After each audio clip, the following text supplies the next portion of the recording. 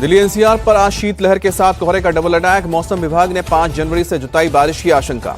दिल्ली में कपकपाती ठंड ने बढ़ाई लोगों की परेशानी। सर्द रात में बेघरों के लिए सहारा बना शेल्टर होम। लोगों की सुविधा का रखा जा रहा है ख्याल। यूपी के मथुरा में कड़ाके की सर्दी और कोहरे का डबल अटैक। विजिबिलिटी हुई कम, गाड़ी चलाने वालों को हो रही है परेशानी। जम्मू कश्मीर के श्रीनगर में लगातार बर्फबारी से गिर रहा है पारा। ठंड से बढ़ी है लोगों की परेशानी। सड़कों के किनारे जलाए जा रहे हैं अलाव। श्रीनगर में चारों तरफ दिख रहा है बर्फ ही बर्फ। तापमान में गिरावट के बाद डल झील में भी बर्फ की मोटी परत जमी। झील में शिकारी की रफ्तार पर लगा ब्रेक। कुपवाड़ा में सीजन की पहली बर्फबारी। सड़कों से लेकर पेड़ पौधों पर जमी बर्फ की परत। बर्फबारी से सड़कों में बड़ी फिसलन। गुलमर्ग में बर्फबारी के बाद पर्यटकों में छाई खुशी। पूरे इलाके में दिख रही है बर्फ की मोटी परत। ड्रोन से ली गई बर्फ से ढके गुलमर्ग की शानदार तस्वीर। बांदीपुरा में भी ताजा बर्फबारी ने बढ़ाई है खूबसूरती। सड़कों से लेकर घर पेड़ पौधों पर बर्फ की सफेद परत। बर्फबारी के बीच लोग घरों में दुबके। राजस्थान के सीएम भजनलाल शर्मा जयपुर में शेल्टर होम का किया दौरा। जरूरतमंदों के बीच बांटे कंबल। पीएम मोदी आज दिल्ली को देंगे नए साल की सौगात। दोपहर 12:10 पर झुग्गी वालों के लिए बनाए गए 1675 फ्लैट्स को करेंगे उद्घाटन। दिल्ली के अशोक विहार में डीडीए ने स्वाभिमान फ्लैट्स योजना के तहत बनाए हैं फ्लैट। इस योजना की टैगलाइन है आपका घर आपका सम्मान। पीएम मोदी आज दिल्ली विश्वविद्यालय में 600 करोड़ की लागत वाली 3 परियोजना की आधारशिला रखेंगे। सूरजमल विहार और द्वारका में एक एकेडमिक ब्लॉक भी शामिल है। पीएम मोदी आज नजफगढ़ के रोशनपुरा में वीर सावरकर के नाम पर कॉलेज की आधारशिला रखेंगे। दिल्ली विश्वविद्यालय के वीसी योगेश सिंह ने जानकारी दी।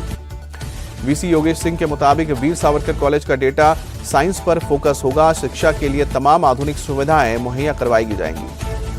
महाराष्ट्र बीजेपी चीफ चंद्रशेखर बावनकुले ने वीर सावरकर को देश की अस्मिता बताया। कहा कि कांग्रेस ने उनका अपमान किया है। उद्धव ठाकरे कुर्सी की लालच में चुप रहते हैं। महाराष्ट्र के डिप्टी सीएम के एकनाथ शिंदे के ओर से उद्धव ठाकरे और राहुल गांधी पर भी तंज कसा गया। कहा कि कुछ लोग कुर्सी के लिए वीर सावरकर का अपमान सहते हैं तो कुछ लोग सावरकर का अपमान करते हैं। दिल्ली के लिए केंद्रीय सड़क और परिवहन मंत्री नितिन गडकरी ने बड़ा ऐलान किया। बोले कि अगले 2 साल में 1 लाख करोड़ का काम होगा। पूरी दिल्ली की तस्वीर बदल जाएगी। यमुना नदी की सफाई को लेकर भी गडकरी बोले। नमामि गंगे स्कीम के तहत हमारे पास यमुना की सफाई का प्लान है। दिल्ली सरकार अपने हिस्से का पैसा नहीं दे रही है, इसलिए कुछ काम अभी बाकी है। पीएम मोदी ने बरकरार रखी अजमेर शरीफ दरगाह में चादर भेजने की परंपरा। गरीब नवाज हजरत ख्वाजा मोइनुद्दीन चिश्ती के 813वें उर्स के मौके पर भेजी गई चादर। केंद्रीय अल्पसंख्यक कार्य मंत्री किरण रिजिजू 4 जनवरी को दरगाह में पेश करेंगे चादर। अजमेर दरगाह के खादिम हाजी सलमान चिश्ती ने किया स्वागत। दिल्ली के मंदिर की राजनीति में आया नया मोड़। एलजीबी सक्सेना के मुताबिक पूर्व सीएम अरविंद केजरीवाल ने 2016 से 2023 के बीच 23 मंदिरों को गिराने की मंजूरी दी थी। सीएम अतिशी के आरोपों के जवाब में एलजी ऑफिस ने जारी किया डेटा। बताया कि 8 फरवरी 2023 को पूर्व सीएम केजरीवाल ने खुद करावल नगर के 7 और न्यू उस्मानपुर के 2 मंदिर को तोड़ने की सिफारिश की थी। एलजी ऑफिस के डेटा के मुताबिक 23 जून 2016 को तत्कालीन गृह मंत्री सत्येंद्र जैन ने भी दिल्ली के अलग अलग हिस्सों में 8 मंदिरों को तोड़ने की मंजूरी दी थी। बीजेपी के प्रदेश अध्यक्ष और राष्ट्रीय परिषद सदस्य का होगा चुनाव। बीजेपी ने चुनाव अधिकारियों के नामों का ऐलान किया। केंद्रीय मंत्री धर्मेंद्र प्रधान मध्य प्रदेश के चुनाव अधिकारी नियुक्त। यूपी बीजेपी का चुनाव करवाएंगे पीयूष गोयल।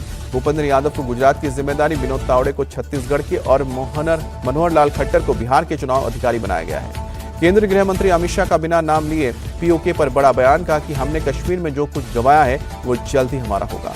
अमित शाह ने दिल्ली में जम्मू कश्मीर और लद्दाख थ्रू दी एजेस नाम की किताब का विमोचन किया। कहा कि कश्मीर भारत का अभिन्न अंग था और रहेगा। अमित शाह ने जम्मू कश्मीर से धारा 370 हटाने का भी जिक्र किया। कहा कि इससे आतंकवाद में 70% की कमी आई है। घाटी से आतंकवाद का इकोसिस्टम खत्म हुआ। आपके सांसद संजय सिंह ने बीजेपी नेता अमित मालवीय और मनोज तिवारी को लीगल नोटिस भेजा। दोनों नेताओं ने संजय सिंह पर 2 जगहों पर वोटर लिस्ट में नाम होने का आरोप लगाया था। संजय सिंह के नोटिस पर मनोज तिवारी का जवाब। बोले कि जो दोषी है वो नोटिस भेज रहे हैं, जब जांच होगी और दोषियों को सजा मिलेगी। संजय सिंह ने पूर्वांचल के लोगों को भरोसा दिया है कि कहा किसी पूर्वांचली का वोट कटने नहीं देंगे। बीजेपी उनको बांग्लादेशी बता रही है। लालू यादव के ऑफर पर खुद सीएम नीतीश कुमार ने जवाब दिया। कहा कि वो क्या बोल रहे हैं छोड़िए। महाराष्ट्र के सीएम देवेंद्र फडणवीस बोले लालू यादव के सपने पूरे नहीं होंगे। लालू यादव के बयान पर तेजस्वी यादव ने सफाई दी। कहा कि मीडिया को शांत कराने के लिए लालू जी ने वो बात कही थी। जम्मू कश्मीर बीजेपी प्रवक्ता सुनील सेठी बोले नेशनल कॉन्फ्रेंस विजिलेंस और वो सरकार चलाने पर हर मुद्दे पर फेल है। सुनील सेठी ने कहा कि सीएम उमर अब्दुल्ला ने जवाब दिया। कहा कि बीजेपी को चिंता करनी है तो स्टेटहुड की चिंता करें। बीपीएससी अभ्यर्थियों के समर्थन में आज बिहार बंद का ऐलान। सांसद पप्पू यादव ने नेशनल और स्टेट हाईवे के अलावा रेल रोकने का भी ऐलान किया है। जन सुराज प्रमुख प्रशांत किशोर ने पटना की गांधी मैदान में आमरण अनशन पर भी बैठे। बीपीएससी छात्रों की परेशानी और शिक्षा व्यवस्था की बदहाली का विरोध कर रहे हैं। गांधी मैदान से प्रशांत किशोर का बड़ा ऐलान, बोले कि जब तक बीपीएससी की परीक्षा रद्द नहीं होती है तब तक अनशन करूंगा। प्रशांत किशोर के आमरण अनशन पर शामिल होने के लिए लोग भी पहुंच रहे हैं। सरकार के रवैये के प्रति जता रहे हैं विरोध। बीपीएससी छात्रों के समर्थन में धरना दे रहे प्रशांत किशोर के खिलाफ एफआईआर दर्ज। प्रशांत किशोर बोले, प्रशासन अपना समय बर्बाद कर रहा है। प्रशांत किशोर ने नीतीश कुमार पर निशाना साधा, कहा कि नीतीश कुमार ने जिन युवाओं से मिलने से इनकार कर दिया है उन्हीं के घर घर जाकर वोट मांग रहे हैं। प्रशांत किशोर ने सरकार पर लापरवाही का आरोप लगाया, कहा कि पेपर लीक के मामले में अब तक किसी को सजा नहीं हुई है। बिहार के बच्चों का भविष्य सूली पर चढ़ाया जा रहा है। पटना के गांधी मैदान में प्रशांत किशोर के अनशन पर एसडीएम गौरव कुमार का बयान, कहा कि पटना हाईकोर्ट के आदेश के अनुसार केवल गर्दनी बाग में ही धरना दे सकते हैं। धरने के लिए निर्धारित जगह के अलावा कहीं और धरना देने पर होगी कार्रवाई। एसडीएम के अनुसार प्रशांत किशोर को दिया गया है नोटिस। एसडीएम ने गांधी प्रतिभा के सामने धरने को कोर्ट के आदेश के खिलाफ बताया, कहा कि धरना प्रदर्शन वैध तरीके से करें, उन्हें समय दिया जाएगा। पटना के गांधी मैदान में धरना स्थल पर पहुंची पुलिस धरने पर बैठे लोगों को अनाउंस कर से जल्द जगह खाली करने को कहा। संभल जामा मस्जिद की सर्वे रिपोर्ट चंदौसी कोर्ट में पेश हुई है। सुप्रीम कोर्ट के निर्देश के मुताबिक सीलबंद लिफाफे में सर्वे रिपोर्ट दी गई है। सर्वे रिपोर्ट में जामा मस्जिद को लेकर बड़ा खुलासा। सूत्रों के मुताबिक सर्वे के दौरान मस्जिद में मंदिर होने के प्रमाण मिले हैं। सर्वे रिपोर्ट में मस्जिद के अंदर 2 वट वृक्ष होने की बात कही है। पुराने कंस्ट्रक्शन को बदलकर नए कंस्ट्रक्शन के भी सबूत मिले हैं। मंदिर के गुंबद के हिस्से को समतल करने का भी जिक्र है।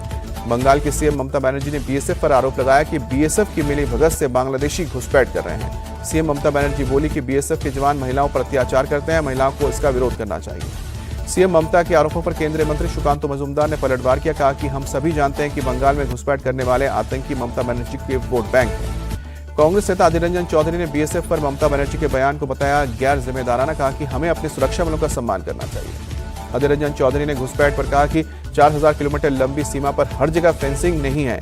केंद्र और राज्य सरकार को मिलकर सीमा सुरक्षा पर काम करना चाहिए। लखनऊ में यूपी सरकार के मंत्री आशीष पटेल ने अपनी ही सरकार की एसटीएफ पर निशाना साधा, कहा कि तुम पैर में गोली मारते हो, हिम्मत है तो मेरे सीने पर गोली मारकर दिखाओ। अपना दल कमोरवादी की विधायक पल्लवी पटेल के लेक्चर्स की पदोन्नति में अनियमितता के आरोप पर भड़के आशीष पटेल, कहा कि मैं थप्पड़ खाकर चुप रहने वाला नहीं हूं, ईंट का जवाब पत्थर से देने वाला हूं। गैंगस्टर गोल्डी बराड़ ने पंजाब के एंटी टास्क फोर्स के डीएसपी को दी धमकी। गोल्डी बराड़ ने अपने ग्रुप के खिलाफ मुखबिर तैनात करने को लेकर धमकी भरा ऑडियो जारी किया है। सुप्रीम कोर्ट ने किसान नेता जगजीत धल्लेवाल पर पंजाब सरकार से अपने आदेशों की अनुपालन रिपोर्ट मांगी है। सोमवार को अगली सुनवाई होगी। सुप्रीम कोर्ट ने यूपी सरकार को आदेश दिया है कि मुख्तार अंसारी की मेडिकल रिपोर्ट, मजिस्ट्रेट रिपोर्ट और न्यायिक जांच की रिपोर्ट 2 हफ्ते में उनके बेटे उमर अंसारी को सौंपी जाए।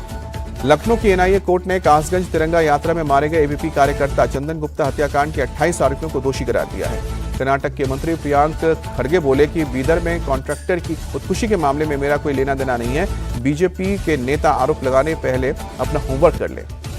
जयपुर में सिख समाज के नगर कीर्तन कार्यक्रम में घुसी बेकाबू कार, एक बच्चे सहित कई लोग घायल हुए। कार हादसे के बाद भड़का सिख समाज का गुस्सा, लोगों ने गाड़ी पर चढ़कर उसके शीशे तोड़ डाले। एसपी सहित मौके पर पहुंची पुलिस टीम ने ड्राइवर को हिरासत में लिया। ड्राइवर पर नशे में गाड़ी चलाने का आरोप। गुजरात के सूरत में मंदिर के बाहर बैठी बुजुर्ग महिला को बेकाबू कार ने कुचला, महिला की मौके पर मौत। पूरी घटना सीसीटीवी में कैद। हादसे के बाद लोगों को चकमा देकर मौके से फरार हुआ कार चालक। सीसीटीवी फुटेज और कान नंबर के आधार पर पुलिस ने आरोपी प्रकाश अग्रवाल को उसके घर से गिरफ्तार किया है। मुंबई से सटे थाने में 20 सड़क पर पलटा ट्रक, सड़क पर ट्रैफिक जाम के हालात। यूपी में बुलंदशहर के सिकंदराबाद में अवैध निर्माण पर चला प्रशासन का बुलडोजर। पुराने सिटी रोड में कई दुकानों और मकानों के सामने तोड़ा गया है अवैध निर्माण। यूपी के सीतापुर में सपा नेता इकबाल अंसारी की दुकान पर चला प्रशासन का बुलडोजर। मंदिर की जमीन और कॉलेज के रास्ते में बनाई गई थी दुकान। सीतापुर के सदर तहसील में इकबाल अंसारी की दुकान को 11 दिसंबर को गिराया गया था। दोबारा किया गया था अवैध दुकान का निर्माण। उत्तराखंड के पौड़ी में गंगा नदी में फंसे 2 पर्यटकों को पुलिस ने बचाया। सैलानियों का रस्सी और बोट की मदद से रेस्क्यू हुआ। बंगाल के मालदा में तृणमूल पार्षद दुलाल सरकार की गोली मारकर हत्या। एक दुकान के अंदर बदमाश ने गोली मारी। नागपुर में चलती ट्रेन में 4 बदमाशों ने एक युवक की पीट कर हत्या कर दी। रेलवे पुलिस ने सभी आरोपियों को पकड़ा। पैसे और मोबाइल चोरी का युवक ने विरोध किया था।